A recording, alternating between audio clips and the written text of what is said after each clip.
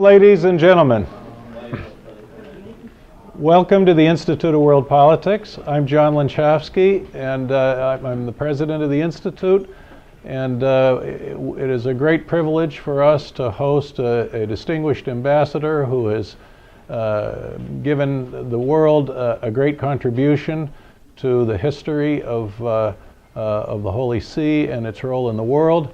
But to introduce him, I would like to introduce to you the chairman of the board of the Institute, a great and longtime friend and supporter, Owen Smith. Owen is an extraordinary man who is an entrepreneur, an attorney, has been a senior government official in New York State and the deputy county executive in Nassau County. He has been chairman of the finance department at Long Island University. He has written an accreditation self-study. He is the son-in-law of former Director of Central Intelligence Bill Casey and worked very closely with him for many years. We are honored to have his wife Bernadette Casey Smith with us tonight as well. And it's to have a man with the kind of gifts that Owen has as the chairman of this academic institution is a great privilege, and I just would like to turn the floor over to you, Owen. Thank you.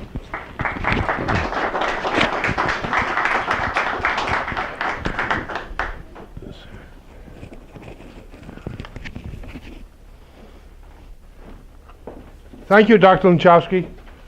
Welcome. I'll add my welcome to Dr. Lenczowski's welcome. And in this room, I can refer to a number of people looking around this room as Mr. Ambassador. I particularly have in front of me two former ambassadors to the Holy See. And about a month ago, 6 weeks ago, we had in this room somebody who I learned a phrase from which I love to use. And he said he did, and I did the same thing. You could tell from Dr. Lenczowski's introduction to me, I flunked retirement.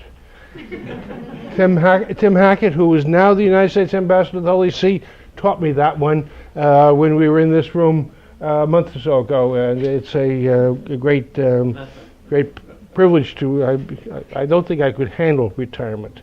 I'm obviously happy to acknowledge Ambassador Milady, who served, as well as Ambassador Rooney, served in the Vatican during different Bushes, Daddy Bush and George Bush. So we had two different Bushes. This building has a little history. It is the Institute of World Politics now, but during the Cold War, it was the Soviet Trade Mission. No, it wasn't. It was the Washington headquarters of the KGB. I don't know whether we still have any little microphones in the ceiling, but this was the Washington headquarters of the KGB during the Cold War. We are here today to honor the launching of a new book written by and we're going to, because we're doing this here today, we're going to now call you a member of our family, a member of the IWP family, and I'm going to ask whoever it is that manages it, Michael, whoever it is, that this book be included in our roster of books that are in the case of books of IWP family that are in the lobby, and we're going to do. It's already there. Oh, sorry, I didn't look. Mea culpa.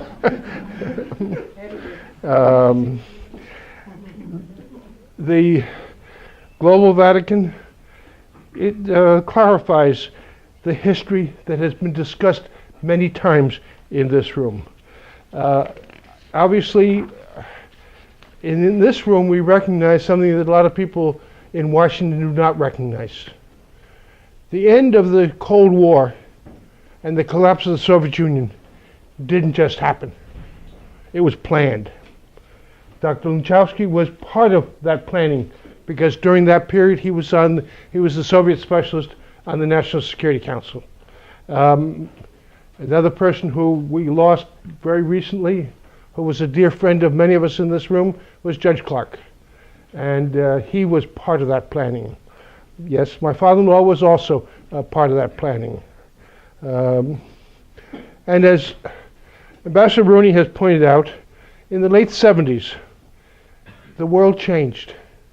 The world changed because a Polish cardinal was elected Pope, John Paul II. That was the first crack in the wall that was symbolized by the wall in Berlin, but a wall that went through Eastern Europe, dividing the free world from the communist world. And throughout his pontificate, John Paul II was very clear in the fact that he opposed communism. There was nothing equivocal about him on that subject. Part of his goal was to see. Now, when he first went to Poland, after he was elected, the Polish leaders were told by the Kremlin, don't let it happen. Don't let him come. He went. It was very hard to say no, because the Polish people were very proud of the fact that a Polish person was now the Pope. He went, and that was the beginning of the end. Shortly thereafter, Ronald Reagan was elected President of the United States, and since going back to his time as a movie actor, he felt strongly, he was fighting communism going back to the early, I guess, 40s, and all through the war. So Ronald Reagan and John Paul II, together, they worked with, as I mentioned, Dr. Lenczowski, Bill Casey, Judge Clark, and others in designing a program. And yes, there was a lot of overt and a lot of secret support by the United States of what was going on in Poland. I'll tell a little story, one you didn't put in the book. Maybe you didn't know it. I don't remember what year it was, but my father-in-law asked me one day, you know the people in London that make mimeograph machines? Yes, I do. A company called Gestetner. He said, can you get 50? Hand crank. Yeah, I can do that. So I arranged for 50. The question was, where should I send them? The Vatican. In this room, about 2 years ago when Lenczowski was here, I told him that story. He said, oh yes, we picked them up at I forget the name of the church, just outside of Warsaw. Now how they got from Rome to Warsaw, I have no idea. But there was a little truck that used to wander around all through Europe with the Vatican license plates, and nobody stopped it. I had the feeling that had something to do with how it got to Rome. There was a big, the United States working with the Holy Father, was very involved in trying to ensure that what happened in Poland happened. You mentioned when we were talking outside the story about the looking at the maps, my father-in-law and others looking at the maps, Dick Walters. I thought another one. Dick Walters went to Rome to brief the Holy Father and brought some messages from. Dick Walters was the ambassador of Vernon Walters, General Vernon Walters. Some of you know he was deputy director of the CIA. He was U.S. ambassador to the United Nations, and he was U.S. ambassador to Germany. And we called him Dick. He went over there and he was briefing the Holy Father. And the Holy Father said, you know, too bad the photographs don't show this area. These are aerial photographs. And Walter said, can I come back tomorrow? Well, certainly. Why do you want to come back? So he went back the next day with the photographs that showed the other areas. They reprogrammed the satellite, took the photographs. Those days were before the days we really had the type of electronic communication we have today with the internet and so on. Put them in an F-16 and flew them over. That shows you the kind of cooperation that existed in those days and the respect that our government had for the Holy Father. In this book, Ambassador Rooney explains not only the role that the Holy Father and the relationship between the Vatican and the United States had in the end of the Cold War, but certainly the influence that the Vatican has had in the conduct of world affairs, the conduct of diplomacy, and it's a very scholarly book that goes through a lot of that and demonstrates the close relationship, and that the Vatican and the United States are in fact allies. And I'm sure you're going to tell us a lot more about that in your remarks, and I know we're in a time constraint, so I'm going to turn it over to Ambassador Francis Rooney. Thank you.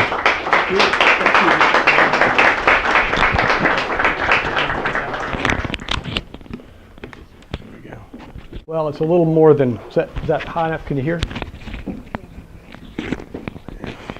How about that? Is that better? It's a little more than intimidating to be here before a group like this. It's the antithesis of speaking to like a group of grade school kids or something. I mean, here we have people that know more than I do when they're asleep and I do awake. And I'll try not to be too pedantic or simple about things. This is a pretty incredible audience, and certainly many friends from around different parts of the government here that make it even more intimidating, as well as the fact that probably everything that Kathleen and I knew that was important when we headed for Rome was taught to us by John and Ambassador Malati and Margaret. And if it hadn't been for them, we would have been vastly less well equipped to deal with things the way we did. It's interesting to be here on the 50th anniversary of President Kennedy's assassination for a couple of reasons. It's obviously a very significant day for the United States of America, but it's also, his election represented such a milestone and inflection point in the perception of Catholics in the United States that kind of in some ways is antecedent to that climate that enabled President Reagan to reach to get approval for an ambassador level mission in 1983, and he was the first leader in the United States to debunk the Catholic prejudice that, as I tried to write in the book, had so complicated relations between two natural allies for 200 years and prevented them from exploiting their natural synergies to their fullest. So the point of the book is that. The point of the book is that the Holy See's involvement in the engagement among states and international relations is not very widely understood. And when I've had the chance to speak about it a little bit, I find out that people don't know anything about it, but they're very interested to find out that the Holy See has been an active diplomatic partner around the world for 1,200 years, and that opportunity can still exist today in the modern world. The thesis of the book is that the Holy See still has a constructive and valuable role to play in the world, just as the past. You know, they're in the business of nurturing respect for human dignity and the natural rights of man. They oppose abridgment of religious freedom, and they defend the need for moral values and religion, the institutionalizing value that religion brings to moral values in everyday civic life and in people's governmental architectures. So I don't think they're any less relevant today than in the past, and perhaps given the nature of conflicts that we see, which you all know more about than I do, non-conventional conflicts, asymmetrical, religiously laden, culturally laden, very complex, much more complex than some of the simplistic diplomacy that John and we were speaking about earlier, needs the Holy See's voice, needs that unique soft power that only the Holy See can do. You know, there's an analogy here to what John's written about is cultural diplomacy. Even the State Department is starting to get it a little bit, that it's not just simple diplomatic tit for tat or threat of arms, that you have to work through more subtle methods. And we saw in Afghanistan the culturally based efforts to try to deal with the Taliban. There's a couple people in here like John Carroll that know quite a bit about that. And I don't know if it worked or not, but it's a different shift, and it shows the need for soft power and cultural linkages.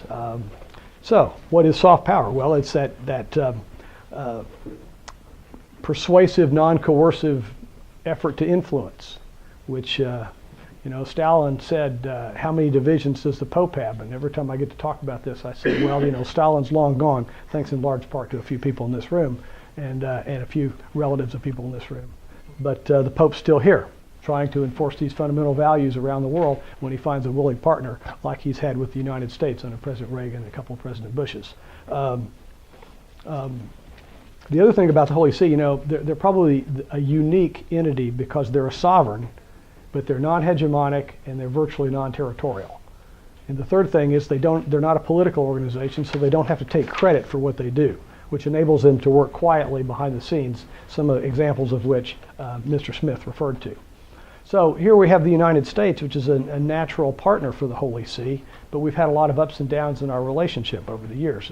It's no secret that right now, in fact, the administration's interest in leveraging the alignment with the Holy See has been somewhat less than robust, and I'm hoping that will change. I think there's some real opportunities for that to happen that we could talk about. But George Bush had 6 papal visits, and which is a record, and President Obama has had one basically perfunctory one. You could almost say a 1/2 of one, and I think that that's reflective of the interest, and hopefully that will change. This mission's unique, as Ambassador Malati taught me and Kathleen early on. It doesn't have consular activity and business interests to promote and plants to inspect and all that stuff that secular bilateral missions have. So it depends in large part on the specific priorities and interest of the president and his administration. So when you get a guy like President Reagan or President Bush, and who can realize the unique leverage opportunities, both President Bushes, then it can become a very robust and vibrant diplomatic tool for the United States.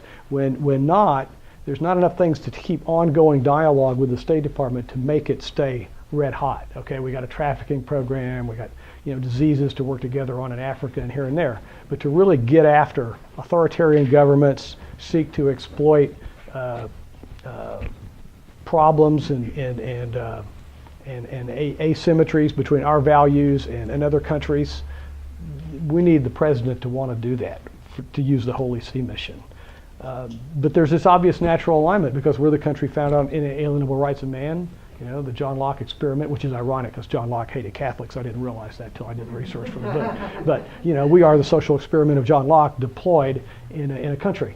And of course, we're the only people to have religious freedom enshrined in our Constitution. So as such, we're the uniquely positioned partner to leverage the Holy See. We're also founded as an anti-monarchical country, which separates us from Europe. And that's part of why, by the way, that we had strained relationships with the Holy See for many years. In addition to Catholic prejudice, we were founded to knock off monarchies, and the Holy See, up until here recently, has been a pretty monarchical organization.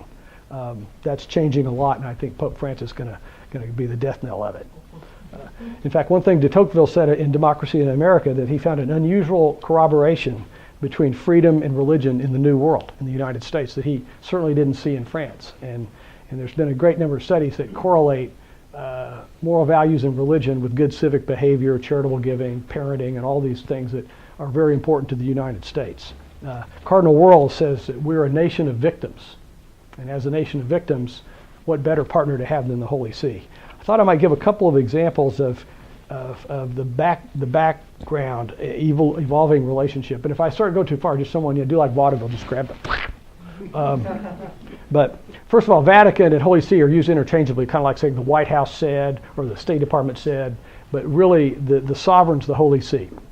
That comes from Latin, the Holy Seat, the seat of authority, power, influence of the Catholic Church, centered around the Pope and the Curia. People who seek to demean the sovereignty of the Holy See and seek to link it to the property, because if you say 109-acre place, it's like Liechtenstein. Why do we need an ambassador there? Why do we need to worry about what they say in the world? And it's a clever trick, but it's sophistry. The real sovereignty is the Holy See, and the Holy See is what owns the Vatican, which was given to them in settlement of the Papal States taking in the 1929 Lateran Treaty. First non-Catholic diplomats came after the Peace of Westphalia in 1648. 179 countries represented now. 30 are Muslim countries. And several more, by the way, after Benedict's Regensburg speech than before, interestingly enough. It's a global listening post. Henry Kissinger said one time it's the greatest listening post in the world. But again, the president's got to want to leverage that and leverage that information they can collect. And I could go on all kinds of stories, kind of like the ones that Mr. Smith said about intelligence that has been corroborated, checked, or even tuned up a little bit when the Holy See's had a chance to weigh in on it. There's some great ones. I won't go into that one. We might not have time for that. So maybe a little historical. Well, let me make one thing. Okay, in Vatican II, there was a big move to eliminate the Holy See's diplomatic work. Just get rid of nuncios, focus on church and theology, etc., and all that. And Pope Paul VI is really the unsung hero.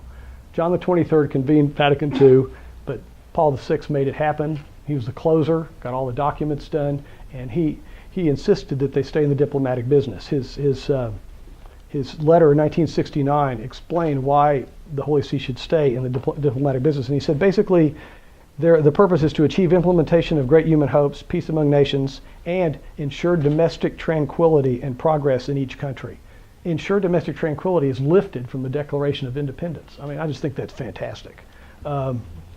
So a little bit about the evolution of the relationship with the United States. Okay, the early anti-Catholic sentiment prevented the kind of natural alignment you would have thought in the founding of our country would have had. The Holy See is a monarchical institution. You got these guys, these big palaces over there. We just fought a war to get rid of people in big palaces. At the same time, we had anti-Catholic prejudice in the United States. I mean, even Maryland, that was founded as a Catholic refuge, by 1776 had virtually outlawed Catholicism. John Carroll and his cousin Daniel were perfectly qualified to go help Ben Franklin and Sam Adams deal with the effort to subvert the Canadians and subvert the Quebec Acts in 1776, but they couldn't vote in Maryland. Chargé d'Affaires levels mission was begun in 1848 by a guy named Jacob Martin, who was a very well-respected diplomat in his time. I mean, it would be like having John Negroponte or Nick Burns or somebody now. He'd had several diplomatic posts. President Polk appointed him on the recommendation of Secretary of State Buchanan, and that continued till after the Civil War. And if we have time afterwards, I can mention about why that happened. But there have been several important personal representatives that I try to describe in the book. You know, President Roosevelt appointed Myron Taylor, who was like a leading industrialist at the time, former chairman of U.S. Steel, huge philanthropist in the United States, as his personal representative. And he had an assistant with him to whom they gave charge d'affaires level credentials so that he could stay in the Vatican all during World War II and exploit the Vatican's neutrality. We had our share of Reagan, John Paul Casey kind of moments there too, with using the Holy See diplomatic pouch to get documents to Switzerland, coded message on the Vatican radio, those kind of things, as well as the refugee work that has been written about a great deal. Then comes World War I and Pope Benedict XV. You know, this was a very, I hope the book makes the point strong enough that if Pope Benedict XV had been listened to maybe just a little more, and had he not been dealt out of the post-war treaty discussions through the Treaty of London, which was a bad deal that the Allies cut to get Italy to enter the war. They said, if Italy comes into the war, we will keep the Vatican out of the post-war treaty negotiations. So Pope Benedict, he issued an encyclical when that happened. He said, basically, we should return to the status quo ante. This is a dumb war. And then he said something very prophetic. He said, nations don't die, they just simmer until they can seek revenge. And that's exactly what happened. And so unfortunately, they weren't in the game. But in 1917, he wrote his peace note. And 8 months later, Wilson issued the 14 points. And if you put them next to each other, they're almost verbatim. So, but Benedict XV didn't have to take any credit for it, which is a good thing. And it got the deed got done by Wilson, even though it got done in a very kind of somewhat unethical manner vis-a-vis the Holy See. Okay, come 1939, after the invasion of Czechoslovakia, you know, I mentioned about that. There's a line I put in the book where Sumner Welles was Secretary of State at the time. He said, you know, we might as well even stop sending stuff to Embassy Rome because the fascists have it totally surrounded. At least if we send it to the Holy See, they can do something with the information. Then Mr. Smith talked a lot about the Cold War business. You know, the first big CIA operation after World War II was the leaflet drop and money campaign in Italy to keep the communists from taking over the country, and they worked hand in glove with the Holy See. In fact, the church started the Christian Democrat Party, and there's a whole lot of. I put a few little things in the book. I didn't want to get too far out on that from a legal point of view, but there's a lot of great stories about how that unfolded, and it was successful. So you had Franco. That's one way to fight the communists, and then you had the CIA and the church in Italy both succeeded in keeping the communists out of two places that the communists definitely wanted to get into. And if they'd have got into there, they were already in Austria, who knows what, France. Oh, give me a break. And it's important to note two fundamental milestones in the evolution of the diplomatic relations of the Holy See that I hope the book makes the point is that had not Pius VII been able to withstand the onslaught of Napoleon in 1801 and even suffer imprisonment as with his number 2 guy, Pacca. And then if Pius IX hadn't done the same thing in the Risorgimento versus Garibaldi in 1870, where he resisted submission of Holy See sovereignty to the end, he would and if he hadn't done that, and the Holy See sovereignty had been compromised, they would have been out of business diplomatically. And if they'd have been out of business, there wouldn't have been a neutrality. There wouldn't have been the Roosevelt-Pacelli meeting right after Roosevelt got elected. There wouldn't have been Myron Taylor. There wouldn't have been any basis for that neutrality or helping all those refugees. So the modern era of the Holy See, as we know, began in 1983 when President Reagan got the ambassador level mission. He could see pretty quick the opportunities to leverage this Polish Pope. And William Wilson was the first ambassador. We all know, we've all been told and just visited about the role of John Paul II. Prior to John Paul II, they had their version of containment. You went to Gdansk shipyard and Jaruzelski said, you can't go to the shipyard. And he said, well, if you don't let me go to the shipyard, I'm going to leave right now, big time, fire up the jet. And he backed Jaruzelski down. And that's, pretty gutsy thing for the head of the Communist Party in Poland in 1979 for this guy to do. And it worked, because then the rest is history. He went, spoke, fired up Lenczowski and the whole group. And then in 1983, he told Jaruzelski in public that Poland is nothing but, quote, one big concentration camp. So this guy's it's a pretty gutsy thing. 1971, the KGB came from the Matrukin business. John, that's how we got this. In 71, the KGB had issued a huge series of documents expressing their concern over what would happen if John Paul ever got ahead. And they were very concerned about his anti-communism, his eloquence, and his guts. And there were some veiled threats made by the Polish Communist Party that also turned up, not through Matrukin, through another guy named Kuklinski. And they said we should resist this at all means possible, which can mean a lot of things to Bulgarians and communists and stuff like that. They actually took the time to infiltrate the Holy See using some Ukrainian and East German priests, which caused a fair bit of damage. So I put the quote in the book, at the end of the day, what Gorbachev said is that all that happened in Eastern Europe would have been impossible without the Pope.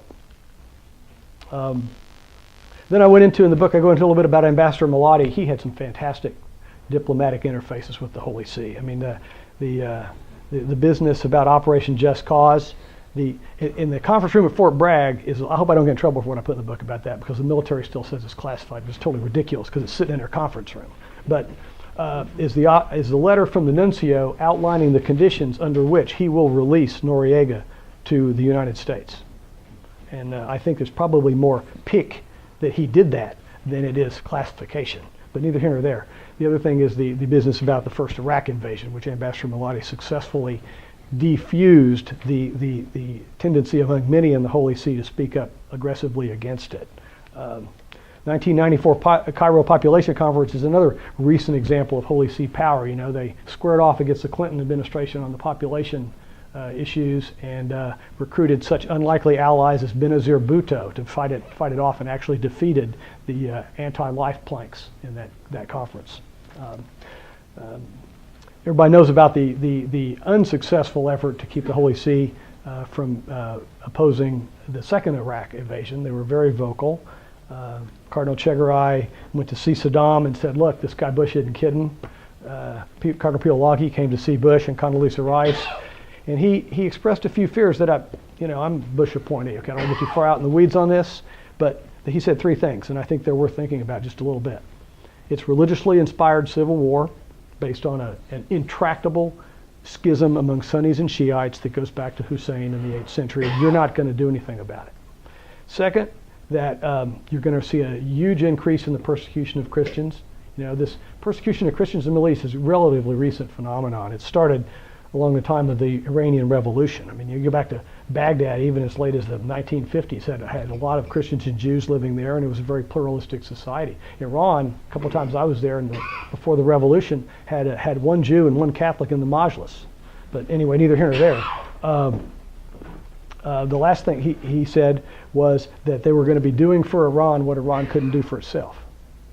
Now, I don't think we can debate here the merits of whether we should or should not have gone to Iraq, because there are a lot of other good reasons to go into Iraq, defiance of no-fly zones, et cetera, et cetera. But these fundamental things call for a different view of diplomacy, which keeps the Holy See in the game, keeps cultural diplomacy in the game. It means we have to understand the motivations of people more than maybe we used to understand the motivations of people. Maybe listen to some of the folks that have been in the intelligence business who have to understand the motivations of the people to succeed, maybe better than some of the more stringently erudite analysis that you get maybe in the Pentagon or something. Just an opinion. My time, 2005 through 2008, we saw the first papal transition. Got an opportunity to institutionalize the relationship rather than having been a personalized relationship of Reagan and John Paul. New Pope, went in to see the Pope after exchanging pleasantries, said, okay, I better suck it up and ask about Iraq. Did. Pope says, there's been enough said about, he goes, there's been enough said about Iraq. We need to work together to bring stability to Iraq and peace and improve the lot of the people there. And basically, we're going to be good boys. Peter Martin's back here in the back of the room. We worked a lot on the few remaining bad guys in the Curia who just really enjoyed knocking the United States about Iraq. And by and large, we kept everybody quiet for 3.5 years. The other thing is, of course, Benedict made clear right away that he was going to be a willing partner with George Bush in the global war on terror. He said it there with me in 2005, and he said it at Regensburg in 2006, and he said it all along the way. He never failed to speak up against the evil and the absurdity of religion used as an excuse for violence, and the need for Islam to come to grips with the modern world.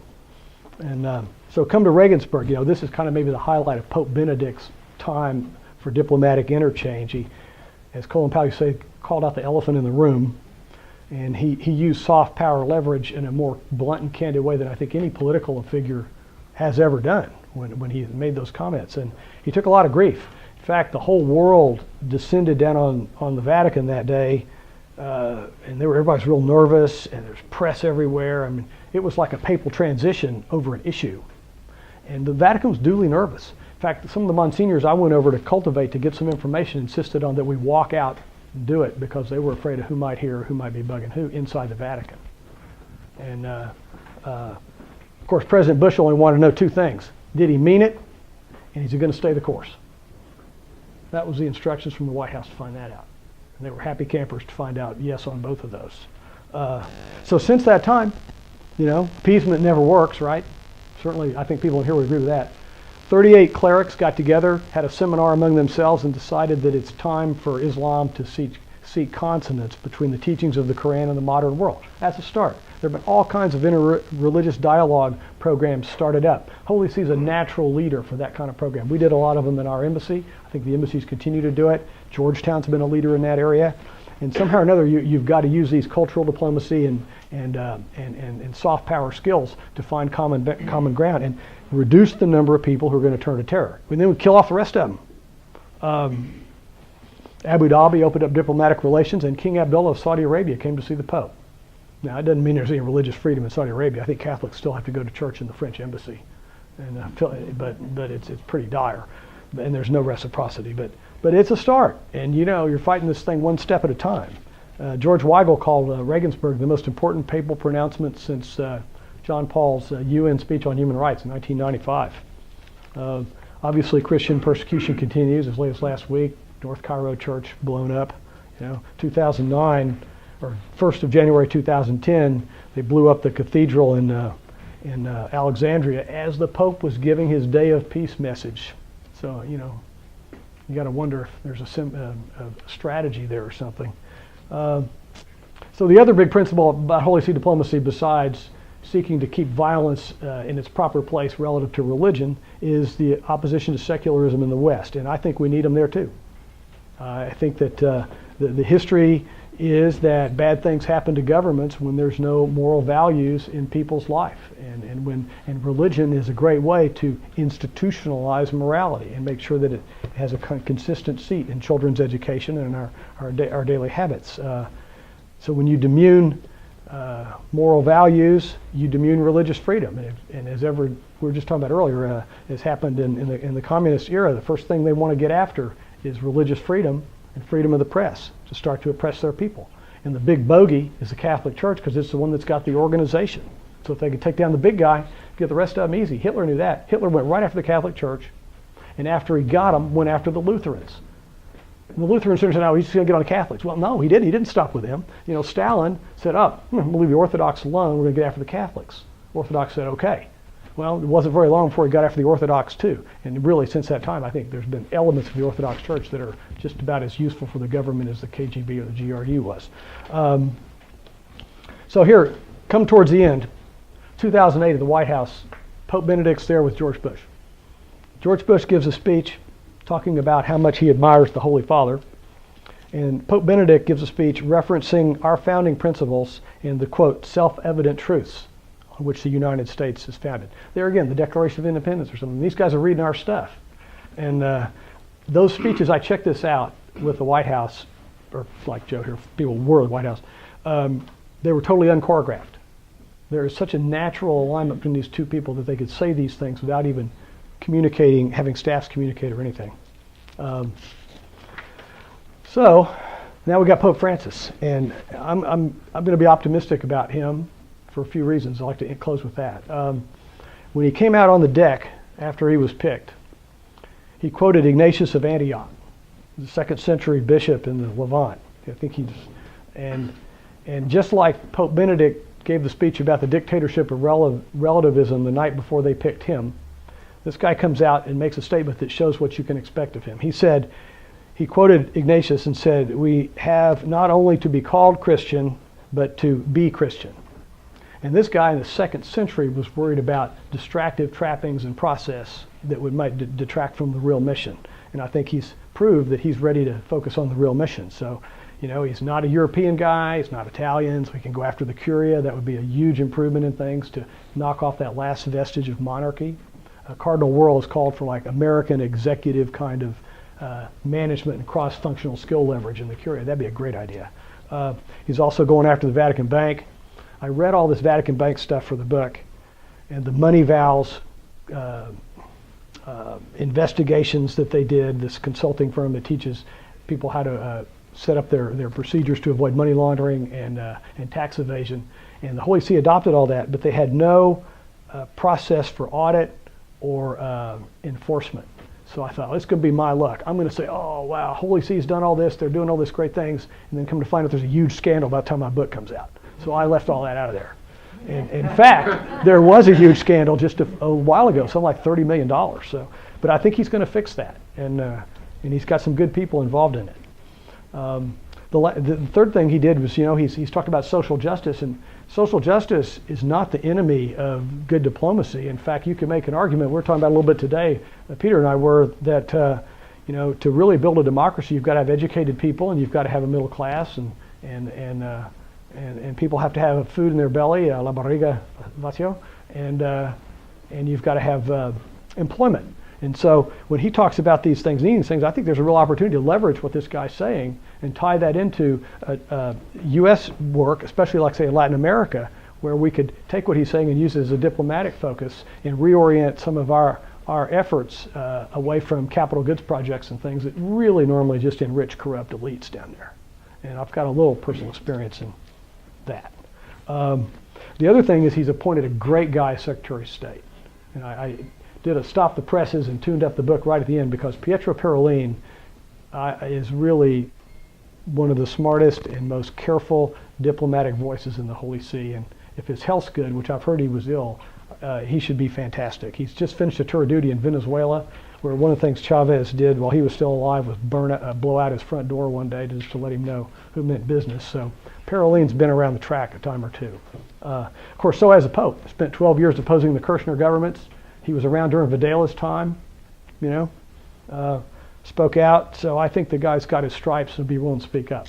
his first diplomatic thing that I could see is his diplomatic note about Syria, where he called for a policy that focuses on the centrality of the person, back to that same basic Holy See mission, and he called for a concept of citizenship which includes all minorities and especially Christians. Well, I think you could say that about the whole Middle East. I would love to see the United States right now, I know they would do it if George Bush was in office, instead of say, Pope's saying good stuff here, this is the way we need to reorient this discussion. And maybe we will, I don't know. There's going to be a post-Bashar moment. It's going to involve a reconstruction of the country, new constitution. Pope's saying when that happens, Christians should be at the table too. Kind of the opposite of what happened with the Treaty of London, dealing the Holy See and Pope Benedict out of the post-World War I discussions. So I hope that at the end of the day, the book shows that the world needs the Holy See's voice, explains a little bit of what the Holy See's voice is, shows that the United States has a particular alignment with these principles, and that just because it's the internet age and it's not 1801 against Napoleon, doesn't mean the Holy See is not perhaps more relevant now than ever. So I really, John, thank you. Mr. Smith, Ambassador Malati, thank you for the chance to be here, and I'm just incredibly awed to see so many smart and accomplished people here listening to someone who knows so little about anything, but thank you very much. Thank you very much.